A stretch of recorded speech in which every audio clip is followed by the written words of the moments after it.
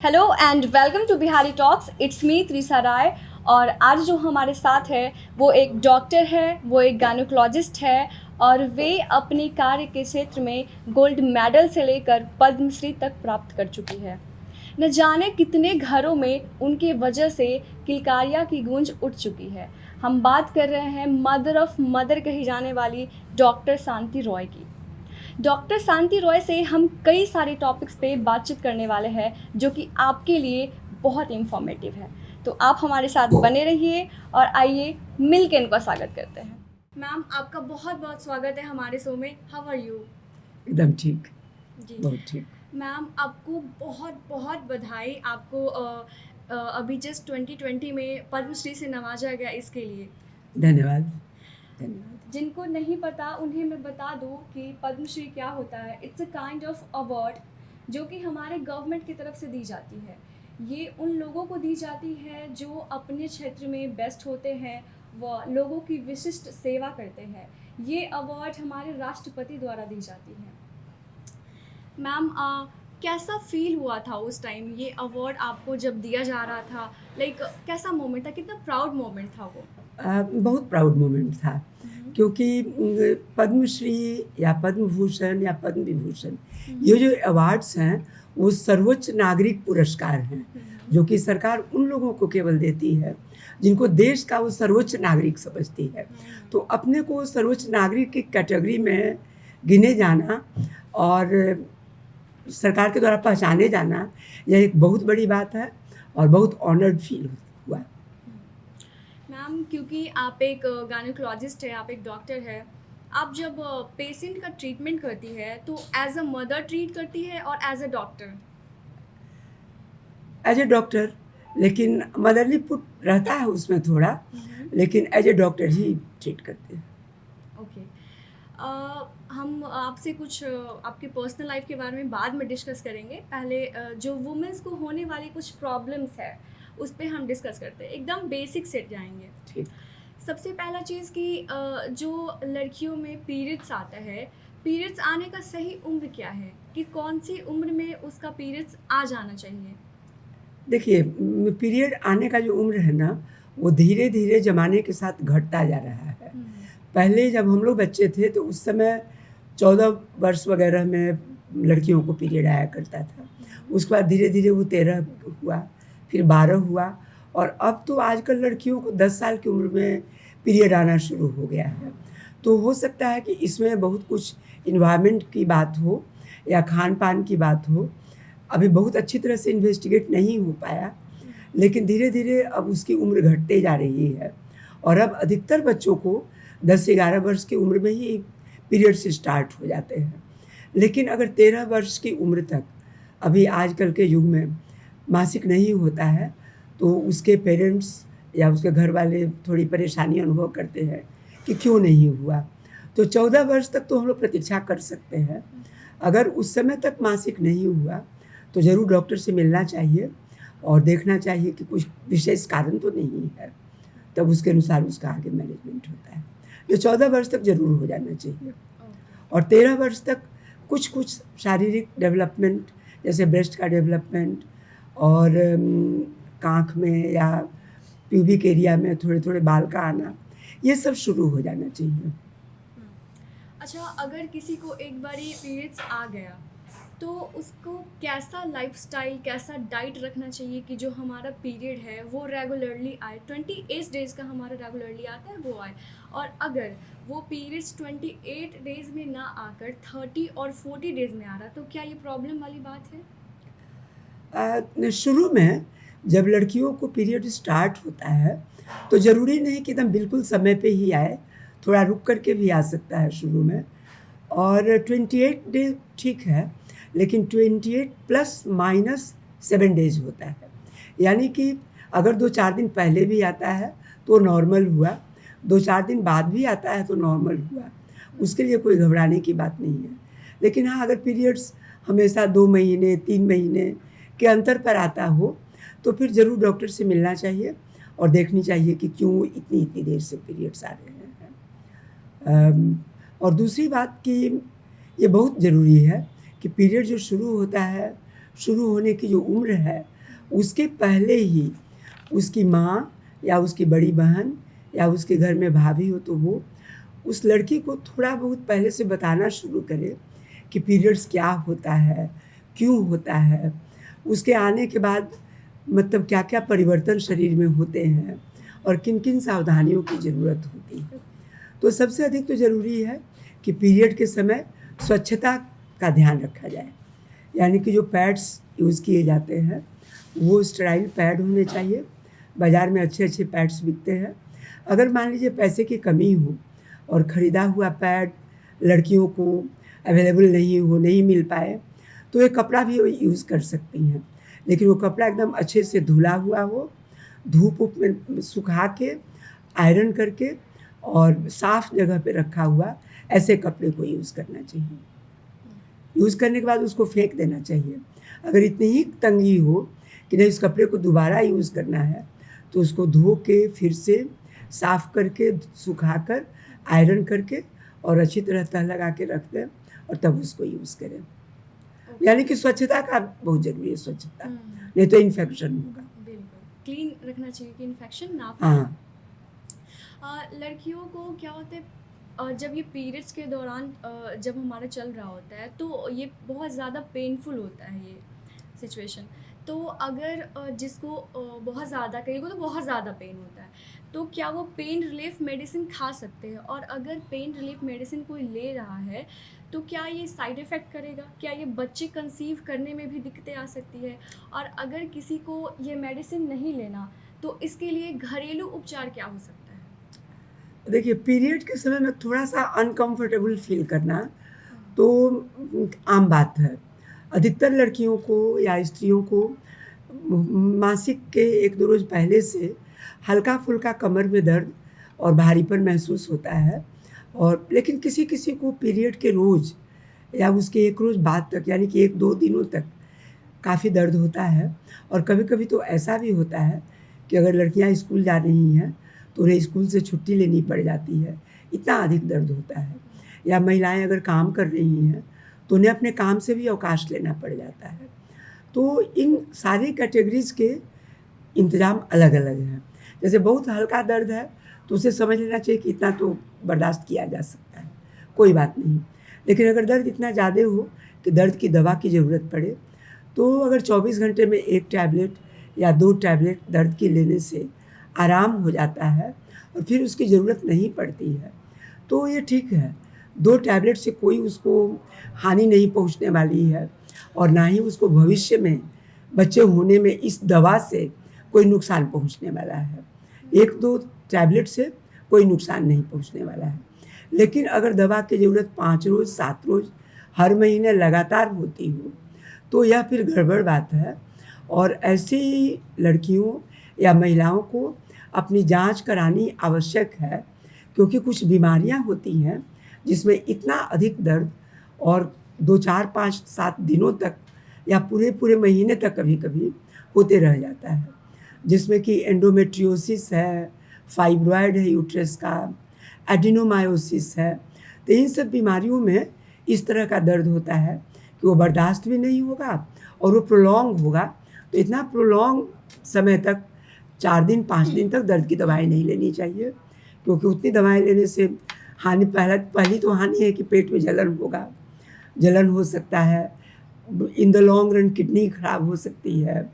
तो इन सब चीज़ों की और वो बीमारी किस लिए क्या है भीतर में, उसके चलते भविष्य में बच्चा होने में रुकावट पैदा हो सकती है, न कि दवा के चलते। मैम आजकल एक बहुत ही कॉमन प्रॉब्लम है पीसीओडी का। पीसीओडी क्या है और क्या ये पीसीओडी जेनेटिक होता है? और अगर किसी को एक बारी पीसीओडी हो गया, तो इसको हम कैसे ठीक कर सकते हैं? लाइक क्या खान-पान रखें, क्या डाइट रखें, जिससे कि हम इसको ठीक कर सकें? इसके लिए मतलब क्या करना होगा? एकदम आप सही बोल रही हैं। पीसीओडी आजकल बहुत बड़ी समस्या बन के उभर आई है और बहुत लड़कियाँ पीसीओडी लेकर के हम लोगों से दिखाने क्लिनिक में आती हैं, जो कि मैरिड भी नहीं है और उनको सब उसका लक्षण है पीसीओडी का कि मासिक समय पे नहीं आता है या तो 1.5 महीने पे, 2 महीने पे, कभी-कभी तो 6-6 महीने लग जाते हैं कितनी लड़कियां तो बोलती हैं कि 1 साल से हमको हुआ नहीं और उनको मतलब मासिक नहीं समय पर होता है। दूसरी समस्या इसके साथ जो जुड़ी होती है वो है गलत जगहों पर बाल का अधिक होना। जैसे चेहरे पे बाल हो जाएगा, मतलब यहाँ पर मूंछ पे बाल होने लगेगा, दाढ़ी पर बाल अधिक होंगे, पेट पर बाल अधिक होंगे, हाथों में, बाहों में, जांघ में, इन सब जगहों में बालों की अधिकता होगी, वे बाल मोटे मोटे होंगे। तो एक ये भी समस्या होती है उन लोगों के साथ। और तो इन सब चीज़ों से हम लोग अंदाज़ा लगाते हैं कि हो सकता है कि इसको पीसीओडी हो। और तीसरी बात जो होती है, अगर अल्ट्रासाउंड किया जाता है तो उसमें दिखाई पड़ता है कि उसकी ओवरीज जो हैं वो साधारण आकार से थोड़े बड़े हो गए हैं और उनमें छोटे छोटे सिस्ट बहुत सारे हो गए हैं। इसीलिए इस बीमारी का नाम पड़ गया polycystic ovary, polycystic ovarian syndrome, यानी कि पीसीओएस। तो पॉलीसिस्टिक का मतलब है कि बहुत सारे स्मॉल सिस्ट ओवरी में होना, और वो हो जाएगा पॉलीसिस्टिक ओवरी सिंड्रोम। लेकिन बहुत लोग ना, मतलब आजकल ऐसा हो गया है कि ये सब कुछ नहीं है, मेंस उसको समय पे आ रहा है, उसको कोई बाल गड़बड़ जगह पे नहीं है, आवाज़ उसकी बिल्कुल लड़कियों जैसी है, वॉइस में कोई चेंज नहीं है। क्योंकि सचमुच के पीसीओएस में ये भी हो सकता है कि वॉइस बदल के थोड़ा लड़के टाइप की होने लगे, क्योंकि उसमें मेल हार्मोन अधिक हो जाता है। तो लेकिन अल्ट्रासाउंड में निकल जाता है कि छोटे छोटे सिस्ट है और पॉलीसिस्टिक ओवरी है, तो उसके लिए घबराने की कोई बात नहीं है। अगर उसको मेंस समय पे हो रहा है, उसको और कोई समस्या नहीं है, केवल अल्ट्रासाउंड में दिख रहा है कि पॉलीसिस्टिक ओवरी है, तो उसके लिए घबराने की कोई आवश्यकता नहीं है। क्योंकि बहुत बार कम उम्र की लड़कियों में पॉलीसिस्टिक ओवरी बिना पॉलीसिस्टिक ओवरी सिंड्रोम के भी पाया जाता है, जो कि धीरे धीरे ठीक हो जाता है। इसलिए केवल पॉलीसिस्टिक ओवरी, जैसे आपको अगर पॉलीसिस्टिक ओवरी अल्ट्रासाउंड में दिखाई पड़े तो आपको कोई घबराने की बात नहीं है, क्योंकि आप में कोई उसका और लक्षण नहीं है। लेकिन जब तक 2-3 लक्षण साथ में मिलते हैं, जैसे कि समय पर ना आना मासिक, बहुत देर से आना, और साथ में वही मर्दों के जैसे बाल या ये सब होना, मर्द के जो पुरुषों में पाया जाता है हार्मोन टेस्टोस्टेरोन, उसकी अधिकता हो जाती है लड़कियों में, तो ये सब समस्याएं खड़ी होती हैं। मैम, क्या इस टाइप के प्रॉब्लम लड़कों में भी हो सकता है, लाइक पीसीओडी टाइप प्रॉब्लम? नहीं, पीसीओडी उन्होंने मतलब रहता ही है मेल हार्मोन, लेकिन मेल हार्मोन लड़कियों में भी होता है, लेकिन वो बहुत कम अमाउंट में होता है। लेकिन अगर ज़्यादा अमाउंट में होने लगे तो फिर ये सब समस्या खड़ी होती है। अच्छा, पीसीओडी का कितना रोल है बच्चे कंसीव ना करने में? बहुत बड़ा रोल है। अगर पीसीओडी रहे सचमुच का, उसको मेल हार्मोन की अधिकता रहे, तो उसको समय पर अंडे नहीं निकल पाते हैं, यानी कि ओव्यूलेशन नहीं हो पाता है। और ओव्यूलेशन जब तक नहीं होगा तब तक तो बच्चा आएगा नहीं पेट में, तो वो ओव्यूलेशन को रोक के रखता है पीसीओडी, और बहुत बहुत दिनों के बाद में कभी ओव्यूलेशन होता है, इसीलिए उसमें समस्या आती है। और इसीलिए पीसीओडी को बच्चा होने के लिए ट्रीटमेंट करना पड़ता है। ट्रीट करने के बाद आसान हो जाता है और बच्चा बिल्कुल आ सकता है। अच्छा, बेबी कंसीव ना होना या बच्चे ना होना, इसके लिए सबसे ज़्यादा जो भी मेजर चीज़ें हैं, चाहे वो कमी हो बॉयज़ में हो, गर्ल्स में हो, किस चीज़ की कमी की वजह से बेबी कंसीव नहीं हो पाता? अच्छा, हम एक बात और पीसीओडी के बारे में जो इम्पोर्टेंट है, मेरा मन है कि मैं उसको आपको बता दूँ। बिल्कुल बिल्कुल। पीसीओडी की समस्याएं ना आजकल बहुत ज़्यादा होने लगी हैं, और ये देखा गया है कि लड़कियों में मोटापा भी बहुत अधिक बढ़ रहा है। तो खान पान को सुधारना बहुत ज़रूरी है पीसीओडी के केसेस को। उन लोगों को अपने प्रोटीन अधिक वाले भोजन करने चाहिए, कार्बोहाइड्रेट जिसमें कम हो वो कम लेने चाहिए, वही लेने चाहिए, कार्बोहाइड्रेट अधिक नहीं।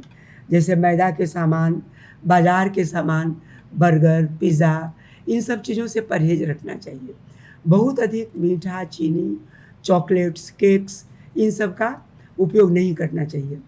और अगर बहुत मन करे तो ऐसा नहीं कि ज़हर है वो, लेकिन बहुत कम से कम उसको लेने की कोशिश करें। हरी साग सब्जियाँ अधिक लें, ताज़े फल अधिक लें, और हाई प्रोटीन डाइट लें, लो कार्बोहाइड्रेट डाइट लें। अपने को रोज़ एक्सरसाइज करें, एक्सरसाइज को अपने रूटीन में शामिल करें, वो बहुत आवश्यक है। और दौड़ना, भागना, कबड्डी खेलना, इन सब चीज़ों को अपने रूटीन में लाएं। मोबाइल का कम इस्तेमाल करें, बैठ के टीवी देखना ये कम करें। तो पीसीओडी के मतलब यानी कि अपने जीवन शैली में सुधार भी एक बहुत आवश्यक ट्रीटमेंट है पीसीओडी से निजात पाने का। तो डाइट पर ध्यान देना, एक्सरसाइज पर ध्यान देना, अपनी जीवन शैली पर ध्यान देना, और इन सब चीज़ों से अगर समस्या का समाधान नहीं हो तो दवाओं का उपयोग करना, इससे पीसीओडी में बिल्कुल सुधार हो जाएगा। मैं एक बार फिर से क्वेश्चन दोहराती हूँ कि मैंने पूछा कि बच्चे की जन्म ना हो रहा हो तो क्या क्या कारण से प्रेगनेंसी नहीं ठहर पाता है, क्या क्या मेजर प्रॉब्लम है? देखिए, ऐसे तो बहुत सारे कारण हो सकते हैं, और बहुत बार ऐसा भी होता है कि कितना भी हम लोग ढूंढें कि क्यों नहीं हो रहा है इस दंपति को का प्रेगनेंसी, तो पता नहीं चल पाता है। लेकिन मुख्य कारण जो पता चल पाते हैं वो है, एक तो पति में प्रॉब्लम, जैसे पति में कई तरह के प्रॉब्लम हो सकते हैं।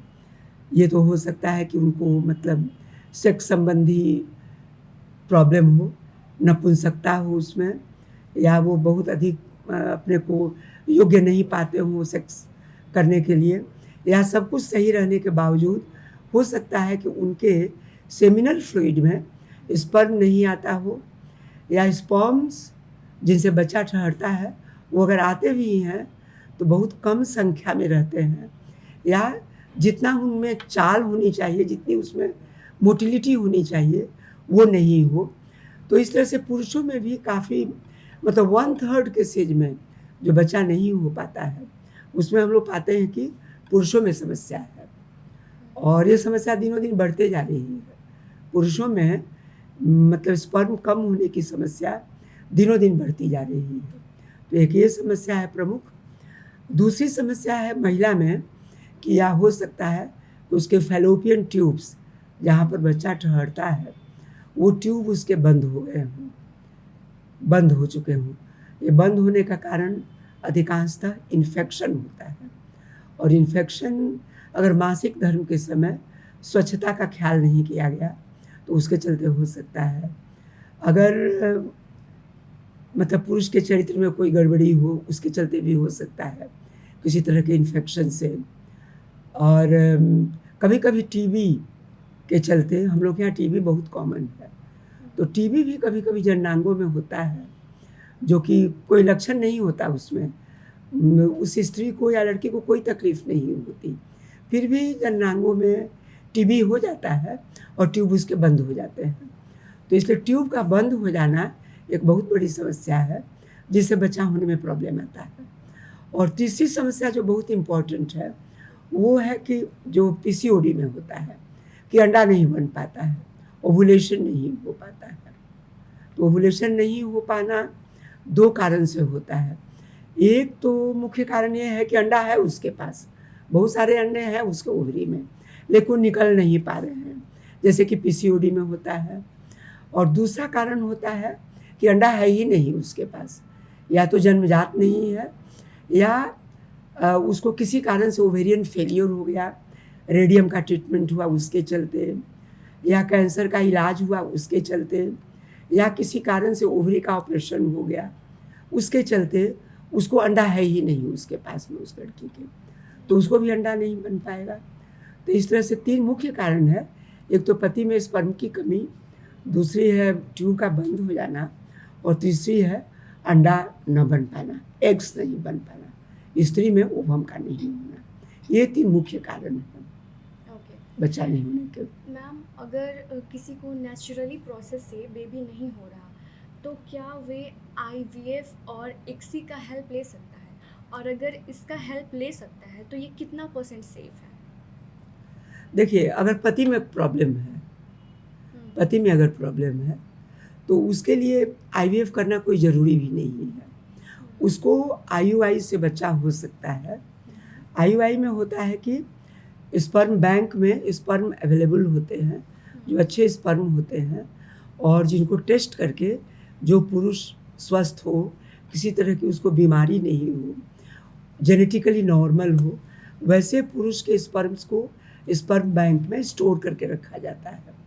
तो अगर वो महिला चाहेगी तो स्पर्म बैंक से अच्छे स्पर्म लेकर के और उसको बिना आईवीएफ के भी उसको इंट्रा यूट्राइन एक सिरिंज के द्वारा यूट्रस में उस स्पर्म को डाल दिया जाता है। वो डाला जाता है उसको ओवुलेशन के समय में, जिस समय ओवुलेशन होता है उस पीरियड में उसको डाल दिया जाता है। वो आईयूआई कहलाता है, डोनर्स स्पर्म से आईयूआई करना। तो ये समस्या हो सकती है हस्बैंड को अगर बिल्कुल स्पर्म नहीं हो तब। लेकिन अगर हस्बैंड को स्पर्म है लेकिन बहुत कम है, इतना कम है कि उनसे नेचुरल कंसीव नहीं हो पा रहा है, तब वैसे कंडीशन में उनको आईवीएफ इक्सी करना पड़ेगा। वो भी आईवीएफ है लेकिन उसमें एक स्पर्म को भी निकाल के और उस महिला के ओवम में इंजेक्ट कर दिया जाता है, तो एक स्पर्म से भी बच्चा हो सकता है। ये तब संभव है जबकि हस्बैंड को स्पर्म है लेकिन बहुत कम है, जो कि नेचुरली नहीं कर पा रहे हैं। तो ये दोनों है पति में प्रॉब्लम होने पर। बिल्कुल नहीं हो तो डोनर स्पर्म से आईयूआई, और अगर कुछ स्पर्म हो, कुछ भी स्पर्म हो, टेस्टिस में भी स्पर्म हो, तो वहाँ से भी निकाल करके किया जा सकता है, तो उससे इक्सी किया जा सकता है। तो ये तो हुआ पति की समस्या के लिए। अगर पत्नी में समस्या है कि फैलोपियन ट्यूब उसके बंद हो चुके हैं, तब तो उसमें आईयूआई काम नहीं करेगा, क्योंकि आईयूआई के लिए फैलोपियन ट्यूब खुले होने चाहिए। अगर फैलोपियन ट्यूब बंद है तो वो आईवीएफ करवा सकती है। उसमें उसके ओवरी से अंडा को बाहर निकाल लिया जाता है, पति के स्पर्म को ले लिया जाता है और दोनों को बाहर एक लैब में डिश में उन दोनों को मिलाकर फर्टिलाइज करवाया जाता है, इंक्यूबेट करवाया जाता है, और जब बच्चा बनने का प्रोसेस इंक्यूबेटर में ही शुरू हो जाता है, उस बनते हुए बच्चे को फिर उस महिला के गर्भ में डाल दिया जाता है। तो ये हुआ आईवीएफ। ये तब किया जाता है अधिकतर जबकि ट्यूब उसके बंद हो। लेकिन अब बहुत लोगों को ट्यूब खुले रहने पर भी बहुत दिनों तक उन लोगों ने कोशिश कर ली और बच्चा हो नहीं पा रहा है, तो वैसे केसेज में भी आईवीएफ कर सकते हैं। और उसके लिए है, और ओवरी से अगर अंडे नहीं निकल पा रहे हैं, ओवरी में अंडे है ही नहीं, उसको किसी कारण से उसके दोनों ओवरी अब अंडा निकालना बिल्कुल बंद कर चुके है, नहीं ओवरी में अंडे, तो फिर किसी और डोनर से, यंग एज की लेडी से अंडा ले करके उधार, मतलब उसको डोनर्स एग कहते हैं, तो डोनर से अंडा लेकर और उस अंडे से बच्चा बनाकर लैब में आईवीएफ के द्वारा और तब उस महिला के गर्भ में डाला जा सकता है। वो भी आईवीएफ के द्वारा ही होगा, तो किया जा सकता है। और ऐसा नहीं कि आईवीएफ से बने हुए बच्चे अब नॉर्मल होते हैं। आईवीएफ से बने हुए बच्चे भी अब तक जहाँ तक रिकॉर्ड देखा गया है, सभी बच्चे बिल्कुल नॉर्मल आ रहे हैं। कभी कभी कहीं कहीं से कुछ रिपोर्ट आता है लेकिन वो साबित नहीं हो पाता है। अच्छा मैम, किसी को बच्चे कंसीव करने हैं या प्रेगनेंसी, उससे पहले वो कौन कौन सी चीज़ें पे वो ध्यान दे कि हमें ऐसे रहना है, ऐसे रहना है कि बेबी हमारा अच्छे से कंसीव हो, किन किन बातों पे ध्यान देना पड़ेगा? बहुत मोटे लोगों को तो नहीं ट्राई करना चाहिए, पहले वेट थोड़ा कम करना चाहिए। अगर उनको डायबिटीज़ पहले से है तो डायबिटीज़ को पूरी तरह कंट्रोल करके ही बच्चा ट्राई करे। अगर ब्लड प्रेशर की बीमारी है तो उसको अच्छे से ब्लड प्रेशर को अपने कंट्रोल करें और देख लें, अपने शरीर की पूरी जांच करा लें कि उनका शरीर बच्चा कैरी करने के लायक है कि नहीं है, तब वो बच्चे के लिए कोशिश करें।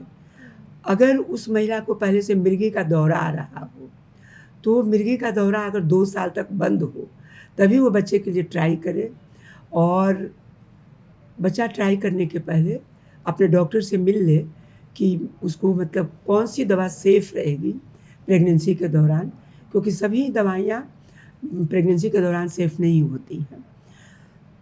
लेकिन ये बीमारियाँ ऐसी हैं ना कि उनके बिना उस महिला का काम भी नहीं चल सकता है, जैसे मिर्गी हो या हार्ट डिजीज़ हो या डायबिटीज़ हो या ब्लड प्रेशर हो, तो इन सब बीमारियों की दवा तो लेनी ही पड़ेगी। लेकिन बच्चा ट्राई करने के पहले डॉक्टर से मिलना और दवा में जो परिवर्तन ज़रूरी हो वो कराना बहुत ज़रूरी है। और अपने को अगर ओवर वेट है तो अपने को नॉर्मल वेट BMI नॉर्मल करके तब बच्चा ट्राई करे। एक लेडी जब वो प्रेग्नेंट हो जाती है तो उसके बाद उसको कितने समय के बाद डॉक्टर से मिलना चाहिए, डॉक्टर के संपर्क में आना चाहिए? सबसे अच्छा है कि जैसे वो समझे कि प्रेगनेंसी आ गई, उसको तुरंत डॉक्टर से मिल लेना चाहिए। ओके। और प्रेगनेंसी के दौरान एक बहुत ही कॉमन प्रॉब्लम होती है सभी हाँ, को, हाँ। वोमिटिंग का। जी। तो ये प्रॉब्लम क्यों होता है? वो हार्मोनल चेंजेस जो होते हैं ना, हम्म, जो प्रेगनेंसी आने के बाद एक हार्मोन निकलता है ह्यूमन कोरियोनिक गोनाडोट्रोपिन, उसके चलते देखा गया है कि वॉमिटिंग होती है और टेंडेंसी उसकी जाती है ज़्यादा। उसमें हार्मोन का काफ़ी ही मतलब चेंजेस होते हैं और उसके चलते वॉमिटिंग ज़्यादा होती है। अच्छा मैम, ये लेबर पेन कौन सी मंथ से शुरू हो जाता है ये होना? लेबर पेन तो लेबर के समय ही शुरू होता है, जब पूरा समय हो जाता है तब। पूरा समय का मतलब कि ऐसे काउंट करने से 9 मंथ्स प्लस 7 डेज होता है जिस दिन लास्ट पीरियड हुआ उस लेडी को।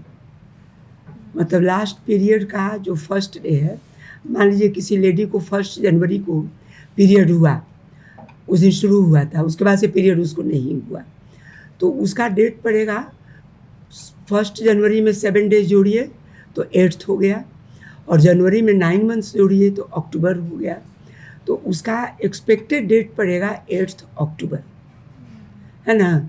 लेकिन एक्सपेक्टेड डेट पर ही सबको बच्चा नहीं होता है, बहुत कम लोगों को एक्सपेक्टेड डेट पर बच्चा होता है।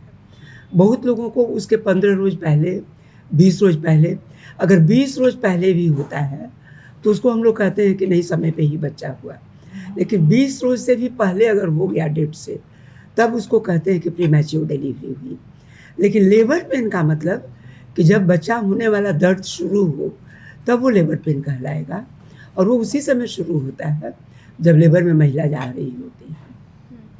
अच्छा, अगर हम डिलीवरी की बात करें तो डॉक्टर ज़्यादातर लोगों का सी सेक्शन करते हैं। क्यों? ऐसा तो नहीं है, नहीं, ऐसा पर बिल्कुल नहीं है। ज़्यादातर। नहीं, नहीं, ये आप लोगों की गलतफ़हमी है। ओके, तो क्या वाकई ज़रूरत होती है सी सेक्शन ज़रूरत की? होती है तो करते हैं ना। डॉक्टर तो तभी करेंगे जब ज़रूरत होगी।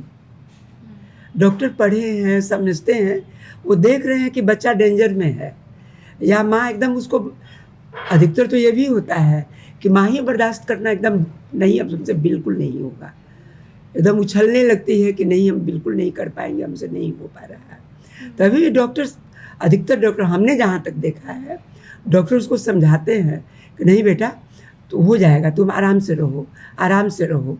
तो पेशेंट की ओर से डिमांड आता है, नॉट कि डॉक्टर की ओर से। डॉक्टर तब तक इंतज़ार करता है जब तक कि बच्चा और माँ दोनों सेफ है, और वो लोग बार बार उसको देखते रहते हैं। ये पता नहीं कैसे समाज में इस तरह की गलत मिथ्या आरोप डॉक्टरों के प्रति चला गया है। किसका दोष है मैं मुझे नहीं पता, लेकिन ये डॉक्टरों के प्रति जो ये आरोप है ना, ये सरासर गलत है। और डॉक्टर कभी भी जानबूझकर ज़बरदस्ती पैसे के लिए नहीं करते हैं। शायद इक्का दुक्का कोई डॉक्टर होंगे जो कि पैसे के लिए करते हों, जिन्हें पैसे का बहुत लालच हो, नहीं तो अधिकतर मतलब मेरी समझ से, मेरे जानने में कहीं ऐसा नहीं है। अच्छा मैम, जब एक बार बच्चे डिलीवर हो जाते हैं, उनका बर्थ हो जाता है, तो हमको कितने दिनों तक डॉक्टर के टच में रहना चाहिए जिससे कि कम से कम हमारा 6 सप्ताह, 6 सप्ताह। कम से कम। तो हमारे बच्चे का जो फीडिंग होता है उसके हेल्थ के लिए तो कंटिन्यूसली मिलना पड़ेगा डॉक्टर से फिर? क्यों? बच्चे के डॉक्टर से मिलना होगा, क्योंकि बच्चों को इम्यूनाइज़ करना होता है। और एक बात जो समाज में जाना बहुत ज़रूरी है, वो ये कि बच्चे को केवल माँ के दूध पर शुरू के 6 महीने रखा जाए, कुछ नहीं बाहर की चीज़ दी जाए, न तो पानी, न कोई बाहर का कोई मिल्क, दूध। हाँ, और अगर माँ अगर काम पर जाती हो, काम पर जाना उसके लिए आवश्यक हो, तो ये भी कर सकती है कि अपना दूध वो फ्रिज में स्टोर कर सकती है, दूध को निकाल करके फ्रिज में रख दे, और फिर उसको बच्चे को पीने के लिए उसको थोड़ा गर्म होने दिया जाए और तब पिलाया जाए, ऐसा भी हो सकता है। आजकल मतलब हम, मेरे देखने में जो आता है वो देखते हैं कि माँ कहेगी कि हमको दूध ही नहीं हो रहा है, डिलीवरी मान लीजिए सिजेरियन करना पड़ गया, तो 2-3 दिन तो उन लोगों को देखने का मौका मिलता है, वे बोलती हैं कि नहीं मेरे दूध हो ही नहीं रहा है, और हम लोग को उससे ज़बरदस्ती रहती है कि नहीं आप अपना ही दूध दीजिए। और साथ में उसकी उसकी मदर इन लॉ, उसके परिवार वाले उसी को सपोर्ट करने लगते हैं कि नहीं नहीं बच्चा बहुत रोने लगता है, एकदम उससे नहीं हो पा रहा है। तो बहुत अधिक उस समय ना मतलब पेशेंट को भी और पेशेंट के मदर और फैमिली मेम्बर्स को भी ये जानना बहुत ज़रूरी है कि एक्चुअली माँ का दूध अमृत है बच्चे के लिए, और माँ के दूध के सिवाय और कुछ नहीं बच्चे को शुरू में देना चाहिए। बाहर के दूध की बिल्कुल आदत नहीं लगानी चाहिए। बच्चा एक बार नहीं पिएगा, 2 बार नहीं पिएगा, अल्टीमेटली वो पीने लगेगा, वो सीख जाएगा पीना। बच्चे को माँ के देह से सटाकर सुलाना चाहिए थोड़ी देर, ताकि दोनों का कांटेक्ट बना रहे, दोनों में आपस में संबंध अधिक बनता है उससे। उसको कंगारू केयर भी कहते हैं। तो माँ अपने साथ बच्चे को रखे और अपना दूध पिलाए, ये बहुत ज़रूरी है। मैम इस सेशन का हमारा लास्ट क्वेश्चन है कि मोनोपॉज क्या होता है, और क्या ये उम्र से पहले अगर किसी को हो जाए तो ये प्रॉब्लम वाली बात है? हाँ, प्रॉब्लम वाली बात है। यूजुअली मेनोपॉज 50 वर्ष की उम्र के आसपास में होता है। हम लोग के यहाँ उसके 2-3 साल पहले भी इंडिया में 47 वर्ष 48 वर्ष की उम्र में भी अधिकांश लोगों को हो जाया करता है। किसी किसी को 52 ईयर्स तक भी, यानी कि 52-53 वर्ष तक भी चला जाता है। तो लेकिन एवरेज एज 50 ईयर्स माना गया है, उसके 2-3 साल इधर या 2-3 साल उधर। लेकिन बहुत महिलाओं को 40 वर्ष की उम्र में या 41-42 में ही मेनोपॉज हो जाता है, कितने को तो उससे पहले भी हो जाता है। तो इतने कम उम्र में मेनोपॉज होने से उनकी हड्डियों के कमज़ोर होने का डर बढ़ जाता है, उनको भविष्य में ओस्टियोपोरोसिस ज़्यादा होता है, और भी बहुत सारी समस्याएं हैं मेनोपॉज के साथ, जैसे कि मतलब एक बैग उनको हॉट फ्लैशेज होना, रह के लगेगा कि देह में आग लग गई हो, चेहरा एकदम गर्म हो जाता है, पसीना आने लगता है, रात में नींद नहीं आती है, सेक्सुअल प्रॉब्लम्स होते हैं, पेशाब में लहर जलन ये सब होने लगता है। तो ये सब मेनोपॉज से रिलेटेड बहुत सारे प्रॉब्लम हैं, जो जितने कम उम्र में होगा उतने ही ज़्यादा ये प्रॉब्लम होंगे। इसीलिए मेनोपॉज को सही उम्र में होना अच्छा है, और अगर कम उम्र में हो तो उस महिला को डॉक्टर से मिलना चाहिए और उसके लिए दवा लेनी चाहिए, जो कि हार्मोन रिप्लेस किया जाता है और जो कि 50 वर्ष की उम्र तक यूजुअली दिया जाता है। अब हमारा रैपिड फायर राउंड शुरू होने जा रहा है। मैम बेसिकली आपको जल्दी जल्दी में आंसर करना है, मैं कुछ पूछूंगी। ओके, आपके काम के अलावा आपको कोई एक चीज़ जो आपको करना पसंद हो? उपन्यास पढ़ना। ओके, कोई ऐसी बुक जो आपकी फेवरेट हो, जो आप हमेशा पढ़ती हो? Ramayana. Ramayana. Who is your favourite inspiration? Modi ji. Modi ji? क्या? कोई एक ऐसी मूवी जो आपका फेवरेट हो, आपको देखना पसंद हो? 3 इडियट्स। 3 इडियट्स। मोदी जी का नाम आपने पहले ले लिया, पर फिर भी who is your favourite leader, चाहे वो इंडिया के हो या इंडिया के बाहर के? योगी जी। ओके, योगी जी। ठीक। मैम आपसे हम कुछ लॉन्ग टर्म का क्वेश्चन करते हैं। आप जब डॉक्टर बनी उसके बाद आपका पहला गुड एक्सपीरियंस क्या था, जो कि आपको करने के बाद अच्छा लगा? एक वीवीएफ हम किए, एक महिला को ना डिलीवरी के बाद में उसको मतलब हमेशा पेशाब निकलते रहता था, उसके कपड़े हमेशा गंदे होते रहते थे। तो एक बहुत बड़ा ऑपरेशन होता है, और डॉक्टर बनने के बाद वो ऑपरेशन हम 1 साल के बाद में ही जो ऑपरेशन हम ट्राई किए, वो ऑपरेशन करना बहुत डिफ़िकल्ट होता है, और अधिकतर लोग जब ऑपरेशन करते हैं तो फेल करने का उसके डर रहता है। लेकिन हम इतना मेटिकुलसली, इतने ध्यान लगाकर उसको किए कि वो महिला ठीक हो गई, उसको दोबारा वो प्रॉब्लम नहीं हुआ, तो उसमें हमको बहुत खुशी लगी। ओके मैम, आपसे हम आपकी लाइफ जर्नी के बारे में कुछ जानना चाहेंगे, अगर आप बता दें तो। बताइए, पूछिए। क्या क्या लाइक आपकी स्टडीज़ कहाँ से हुई, कैसे आप यहाँ इस मुकाम तक पहुँचे? हाँ, देखिए मेरी लाइफ में ऐसा कुछ बहुत अट्रैक्टिव नहीं है। मेरा जन्म हुआ गांव में, और कब हुआ 1940 में। तो 1940 में तो हम लोग का देश अभी आज़ाद भी नहीं हुआ था, और गांव में मतलब कोई सुविधा नहीं थी। मेरे गांव में लेकिन हाई स्कूल था उस समय भी, मेरे जन्म के समय से ही हाई स्कूल एक था वहाँ पर। उसके अलावा ना कोई पेपर कभी जाता था। उस समय टीवी और रेडियो ये सब का तो कुछ था ही नहीं। न मोबाइल थे, न फ़ोन थे, कुछ नहीं था। बाहर की दुनिया से कोई कॉन्टैक्ट नहीं। एक ही चीज़ से कॉन्टैक्ट था, वो था मेरा गाँव, मेरे गाँव के लोग और मेरे परिवार के लोग। तो मेरी माँ स्कूल में टीचर थी। उस समय भी मेरी माँ की शादी 14 साल की उम्र में हो गई थी और वो ससुराल आने के बाद मेरे ग्रैंडफ़ादर ने उनका स्कूल में एडमिशन कराकर उनको मिडिल कराया, जहाँ वो घूंघट निकाल कर जाती थी। और वो जब 17 साल की हुई तो मेरा जन्म हो गया। तो लेकिन उसके बाद में उनको एक ठो बगल के ही स्कूल में नौकरी भी मिली, जो टीचर थी। और उन लोगों का ना, मेरे घर वालों का केवल एक ही ध्येय था कि बच्चों को पढ़ाना है। तो मेरा जन्म सबसे पहले हुआ था, मेरे बाद मेरे और 5 भाई बहन हुए। हम लोग 6 भाई बहन को केवल पढ़ो पढ़ो पढ़ो पढ़ो के अलावे और कोई चीज़ हम लोग को नहीं सिखाया गया। न तो हमको किचन का काम करने कुछ आया, न हमको गुड़िया खेलने दिया गया, हमको कुछ नहीं, मतलब केवल पढ़ना है। और कुछ बनने के, सब लोग पूछता है कि आपका सपना क्या था? तो सपना तो हमने देखा ही नहीं, क्योंकि ना तो कोई पेपर पढ़ने को मिलता था, ना कोई ऐसा व्यक्ति था जिसको देखकर मन करे कि नहीं उसके जैसा हमको बनना है। कोई आदर्श भी सामने में नहीं था। बस एक रास्ता था जिस पर चलना था, और वो चलना था कि पढ़ना था, बस पढ़ते जाना था। तो वैसे करते करते, चूँकि स्कूल था मेरे गांव में, तो स्कूल से मैट्रिक की और फर्स्ट डिवीज़न में आ गए। तो फर्स्ट डिवीज़न में उस समय लड़कियों का मैंने मतलब बहुत मुश्किल था मेरे ज़माने में। 55 में मेरा मैट्रिक का एग्ज़ाम हुआ। तो पूरे छपरा ज़िला में, जो कि सिवान, गोपालगंज और छपरा ज़िला 3 मतलब वो था, उन तीनों में मिला के केवल 3 लड़कियों को फर्स्ट डिवीज़न आया, जिसमें मेरा एक गांव की लड़की का भी नाम था, कि मेरा भी नाम था।